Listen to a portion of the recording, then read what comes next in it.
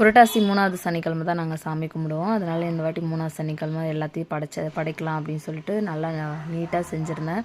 Lemon rice, புளியோதரை, அப்புறமா வந்துட்டு sweet Pongal, அப்புறம் தயிர் சாதம், அப்பளம், வடை, அப்புறமா வந்துட்டு பொரியல், உருளைக்கிழங்கு பொரியலும், அப்புறம் கோஸ் பொரியலும் செஞ்சுருந்தேன். அப்புறமா பச்சை பயிரும் வேக வச்சுருந்தேன்.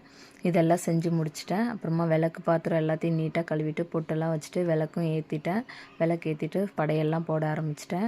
ஏன்னா எங்கள் இதில் எப்படின்னா நிறைய பேர் வந்து சனிக்கிழமையும் கும்பிடுவாங்க, அதுக்கப்புறம் 3வது சனிக்கிழமையும் கும்பிடுவாங்க. நாங்கள் வந்து எப்பயுமே வருஷம் ஃபுல்லாக இந்த மாதம் ஃபுல்லாக விரதம் இருந்து நீட்டாக நான்வெஜ் சாப்பிடாமல் விரதம் இருந்து சாமி கும்பிடுவோம். ஆக்சுவலாக இந்த வாட்டி சஷ்டி விரதம் இருக்கிறதுனால இதுக்குன்னு தனியாக விரதம் இருக்க தேவையில்லாமல் போச்சு எங்களுக்கு. நான் ஆல்மோஸ்ட் இப்போ சஷ்டி விரதமே 24வது நாள்.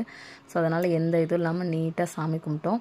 எந்த ஒரு குறையுமே இல்லை. இன்னும் சொல்லப்போனால் லெமன் ரைஸு, புளியோதரெல்லாம் நார்மல் டேஸ் செய்யும் போது அவ்வளோ டேஸ்ட்டாகவே இருக்காது. பட் இந்த வாட்டி எல்லாமே கரெக்டாக இருந்தது.